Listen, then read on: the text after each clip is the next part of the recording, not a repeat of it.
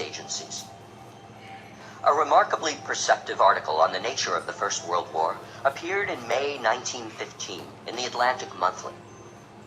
Written by W.E.B. Du Bois, it was titled, "The African Roots of War."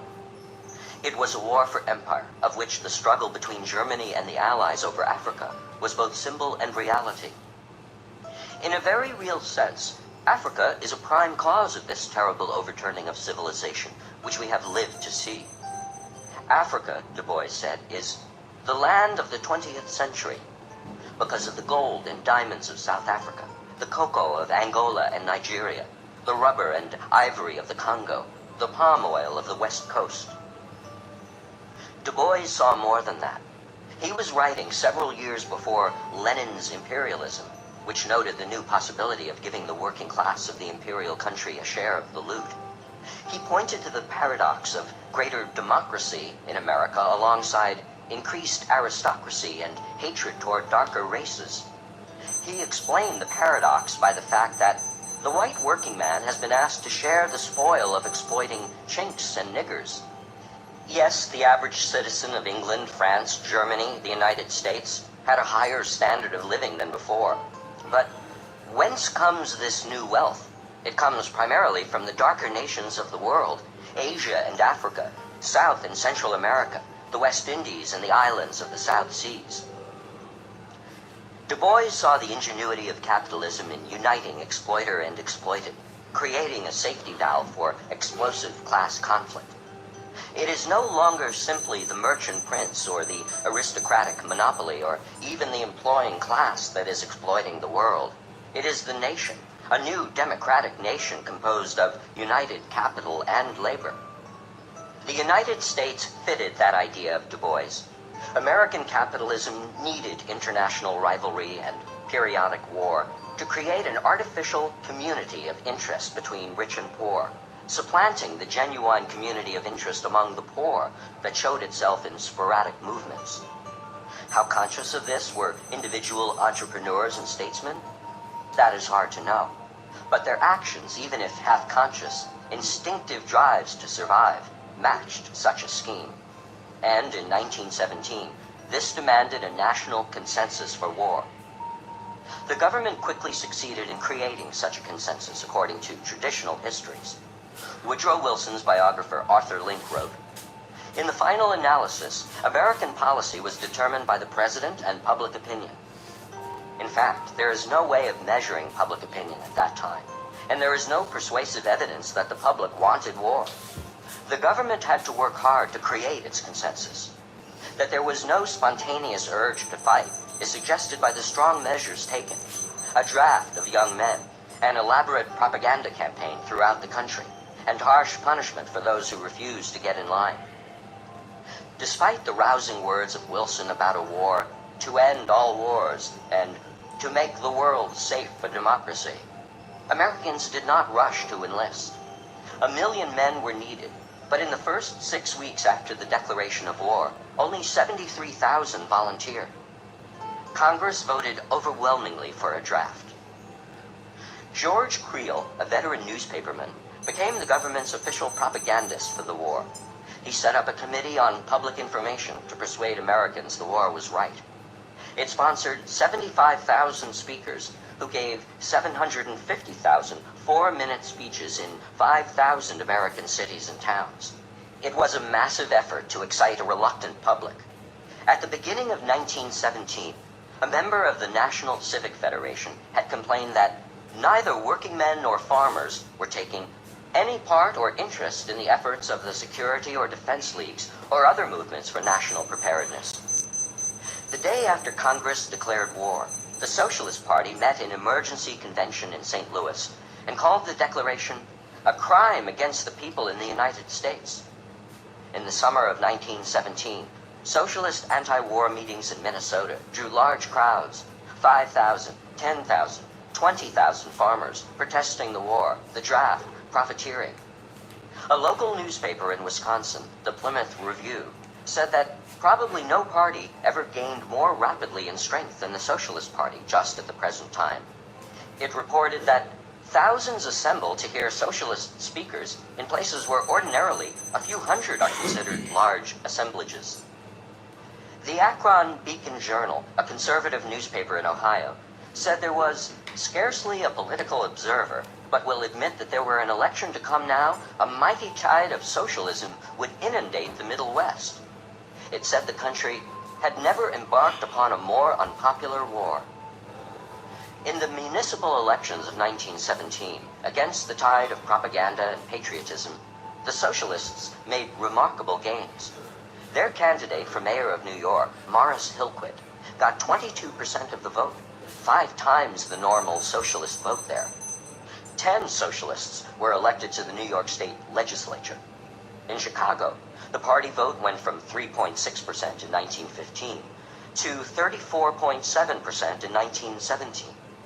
In Buffalo, it went from 2.6% to 30.2%. George Creel and the government were behind the formation of an American Alliance for Labor and Democracy, whose president was Samuel Gompers, and whose aim was to unify sentiment in the nation for the war. There were branches in 164 cities. Many labor leaders went along. According to James Weinstein, however, the alliance did not work. Rank-and-file working-class support for the war remained lukewarm. And although some prominent socialists, Jack London, Upton Sinclair, Clarence Darrow, became pro-war after the U.S. entered, most socialists continued their opposition. Congress passed and Wilson signed in June of 1917 the Espionage Act. From its title, one would suppose it was an act against spying. However, it had a clause that provided penalties of up to 20 years in prison for whoever, when the United States is at war, shall willfully cause or attempt to cause insubordination, disloyalty, mutiny, or refusal of duty in the military or naval forces of the United States, or shall willfully obstruct the recruiting or enlistment service of the U.S. Unless one had a theory about the nature of governments, it was not clear how the Espionage Act would be used. It even had a clause that said, "Nothing in this section shall be construed to limit or restrict any discussion, comment, or criticism of the acts or policies of the government." But its double talk concealed a singleness of purpose. The Espionage Act was used to imprison Americans who spoke or wrote against the war. 2 months after the law passed, a socialist named Charles Schenck was arrested in Philadelphia for printing and distributing 15,000 leaflets that denounced the draft law and the war. The leaflet recited the 13th Amendment provision against involuntary servitude and said the Conscription Act violated this. Conscription, it said, was a monstrous deed against humanity in the interests of the financiers of Wall Street, and do not submit to intimidation. Schenck was indicted, tried, found guilty, and sentenced to 6 months in jail for violating the Espionage Act. It turned out to be one of the shortest sentences given in such cases. Schenck appealed, arguing that the act, by prosecuting speech and writing, violated the First Amendment. Congress shall make no law abridging the freedom of speech or of the press. The Supreme Court's decision was unanimous and was written by its most famous liberal, Oliver Wendell Holmes. He summarized the contents of the leaflet and said it was undoubtedly intended to obstruct the carrying out of the draft law. Was Schenck protected by the First Amendment? Holmes said, "The most stringent protection of free speech would not protect a man in falsely shouting fire in a theater and causing panic. The question in every case is whether the words used are used in such circumstances and are of such a nature as to create a clear and present danger that they will bring about the substantive evils that Congress has a right to prevent." Holmes' analogy was clever and attractive.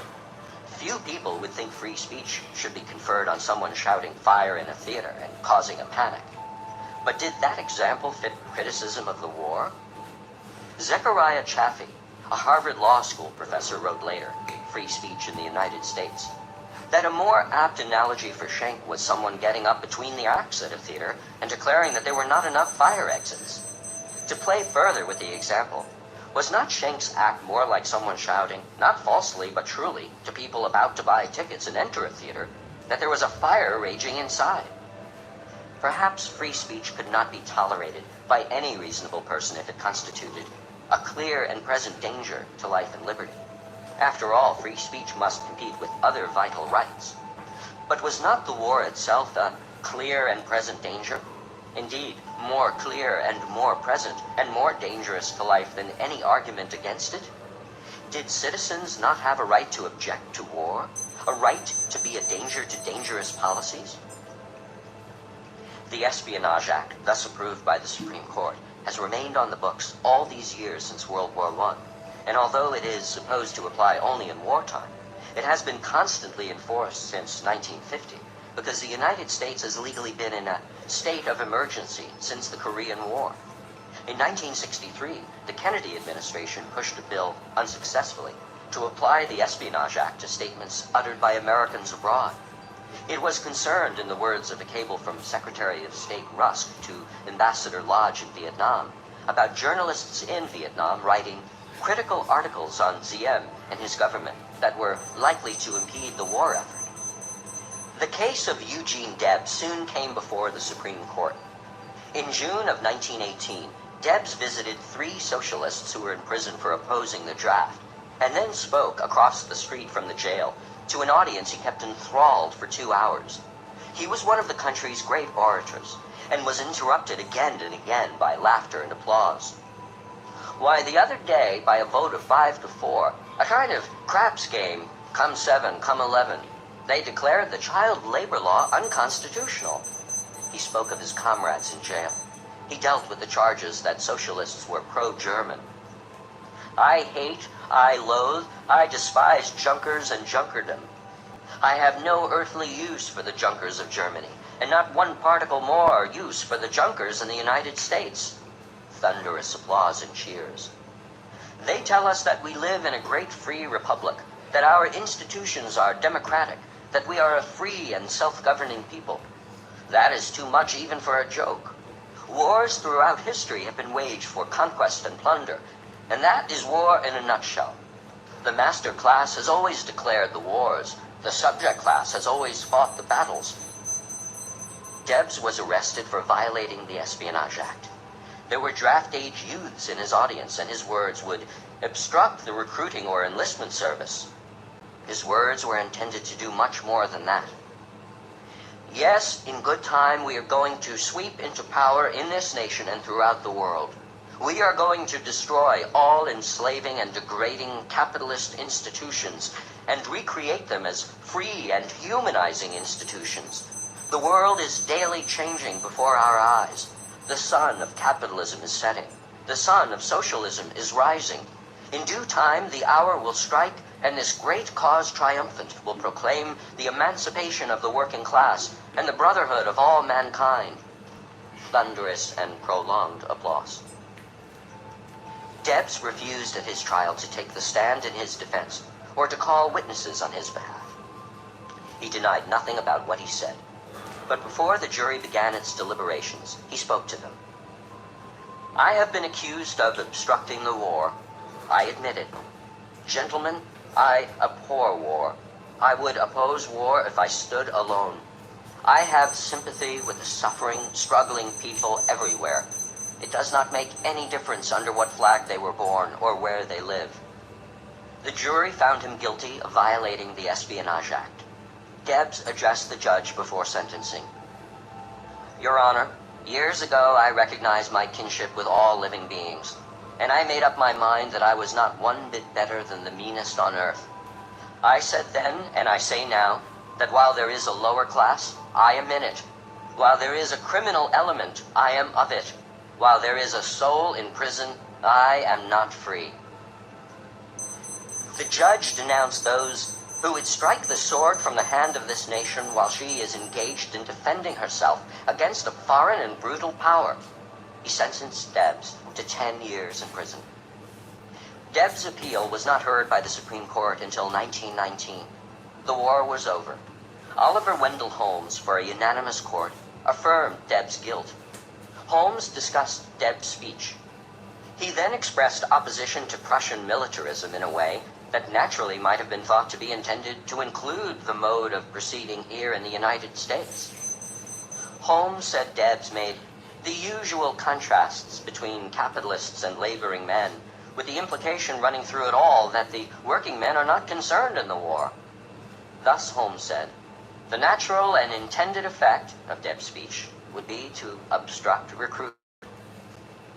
Debs was locked up in the West Virginia State Penitentiary and then in the Atlanta Federal Penitentiary, where he spent 32 months until, at the age of 66, he was released by President Harding in 1921. About 900 people went to prison under the Espionage Act. This substantial opposition was put out of sight, while the visible national mood was represented by military bans, flag waving, the mass buying of war bonds, the majority's acquiescence to the draft and the war.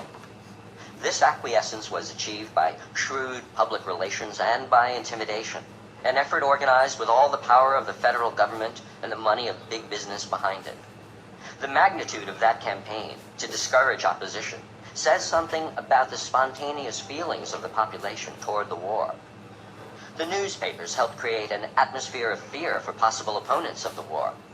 In April of 1917, the New York Times quoted Elihu Root, former Secretary of War, a corporation lawyer, as saying, "We must have no criticism now." A few months later, it quoted him again that, "There are men walking about the streets of this city tonight who ought to be taken out at sunrise tomorrow and shot for treason." At the same time, Theodore Roosevelt was talking to the Harvard Club about socialists, IWWs, and others who wanted peace as a whole raft of sexless creatures.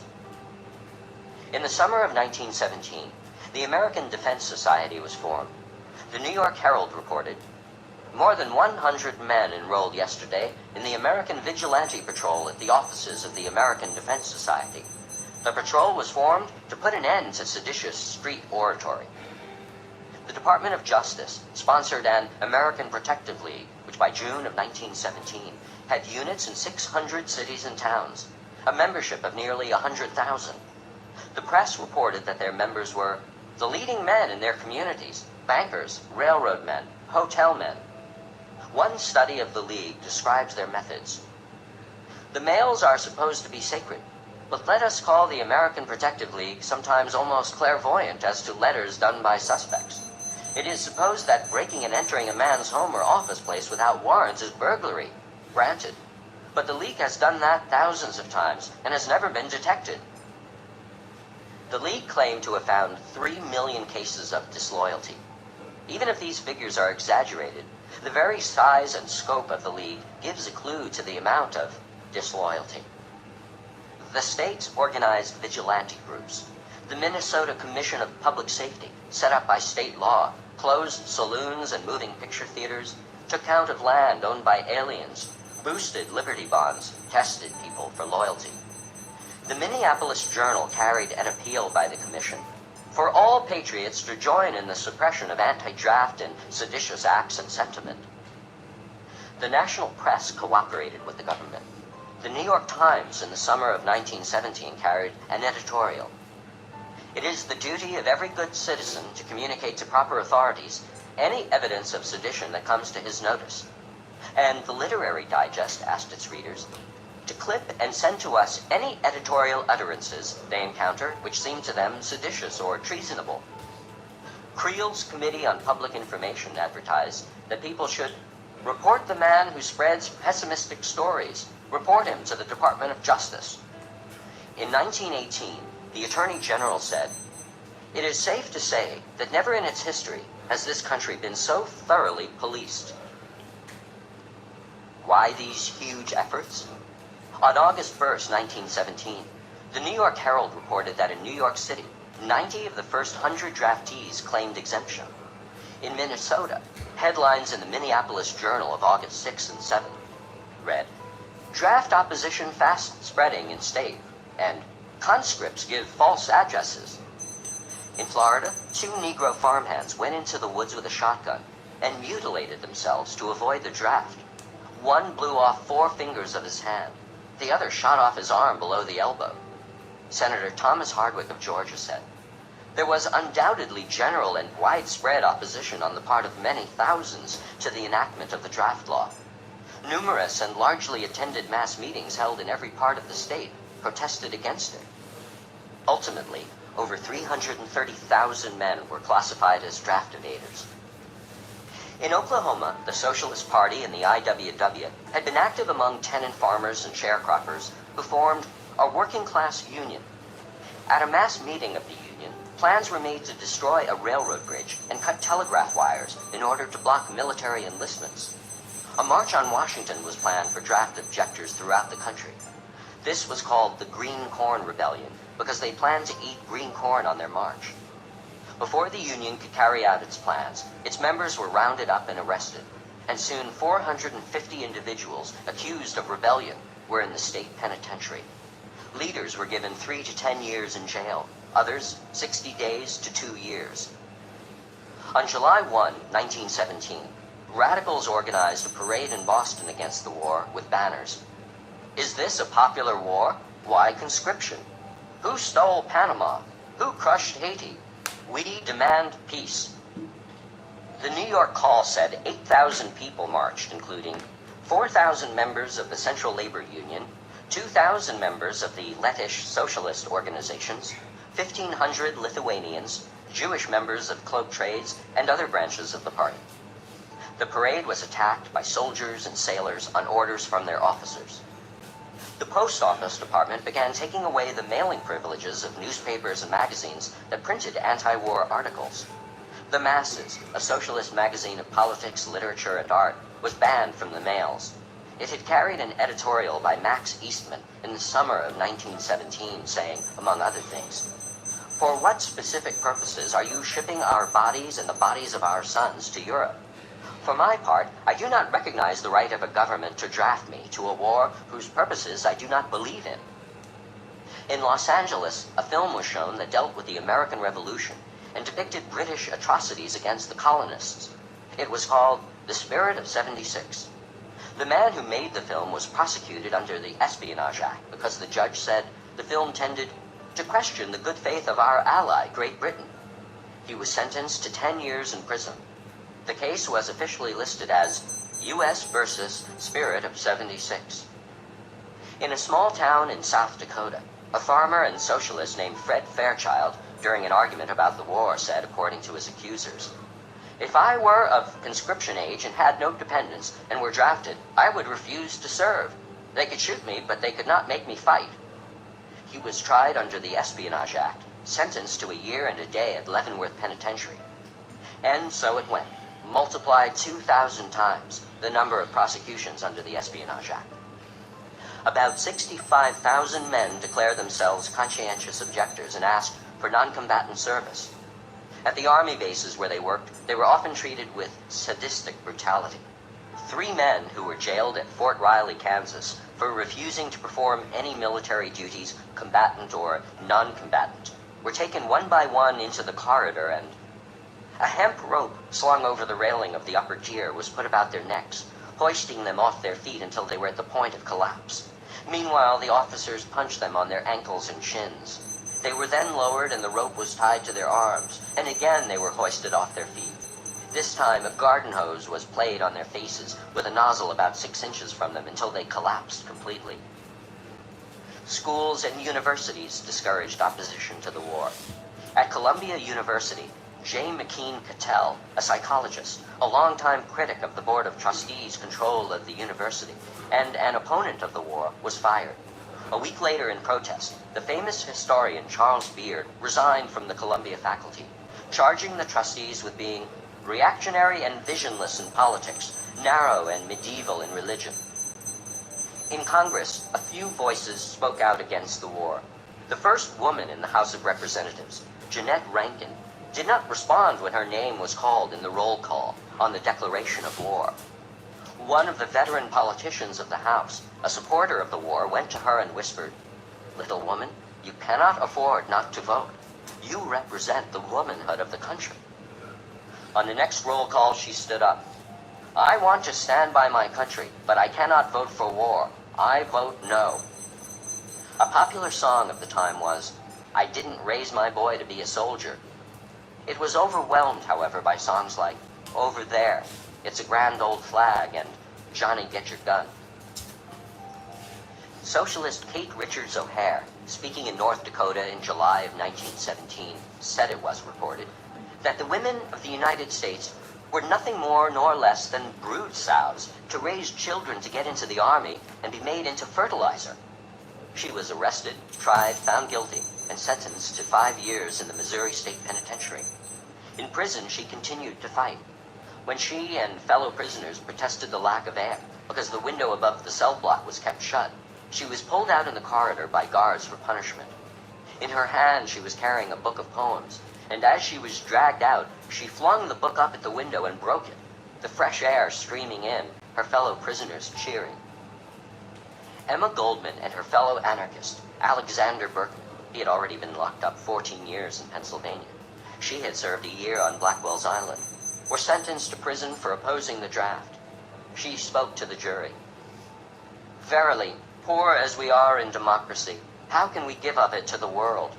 A democracy conceived in the military servitude of the masses, in their economic enslavement and nurtured in their tears and blood, is not democracy at all. It is despotism, the cumulative result of a chain of abuses which, according to that dangerous document, the Declaration of Independence, the people have the right to overthrow. The war gave the government its opportunity to destroy the IWW. The IWW newspaper, The Industrial Worker, just before the declaration of war wrote, "Capitalists of America, we will fight against you, not for you. Conscription, there is not a power in the world that can make the working class fight if they refuse."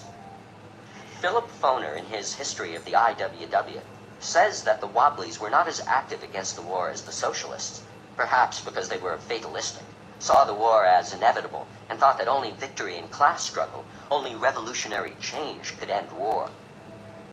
In early September 1917, Department of Justice agents made simultaneous raids on 48 IWW meeting halls across the country, seizing correspondence and literature that would become courtroom evidence.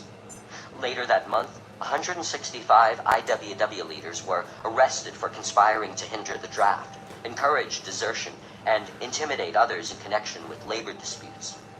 101 went on trial in April 1918. It lasted 5 months, the longest criminal trial in American history up to that time.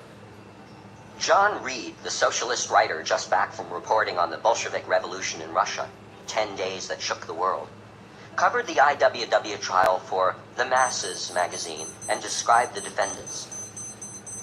"I doubt if ever in history there has been a sight just like them. 101 lumberjacks, harvest hands, miners, editors, who believe the wealth of the world belongs to him who creates it. The outdoor men, hard rock blasters, tree fellers, wheat binders, longshoremen, the boys who do the strong work of the world." The IWW people used the trial to tell about their activities, their ideas. 61 of them took the stand, including Big Bill Haywood, who testified for 3 days. One IWW man told the court, "You ask me why the IWW is not patriotic to the United States.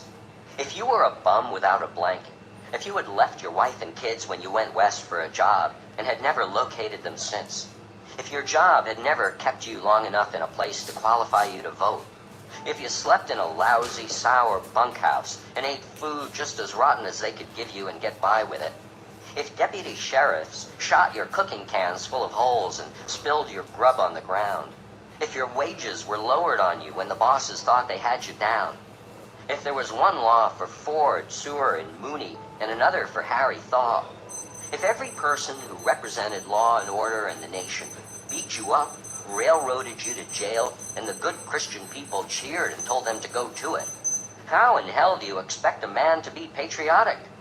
This war is a businessman's war, and we don't see why we should go out and get shot in order to save the lovely state of affairs that we now enjoy." The jury found them all guilty. The judge sentenced Haywood and 14 others to 20 years in prison. 33 were given 10 years, the rest shorter sentences. They were fined a total of $2,500,000. The IWW was shattered. Haywood jumped bail and fled to revolutionary Russia, where he remained until his death 10 years later. The war ended in November 1918.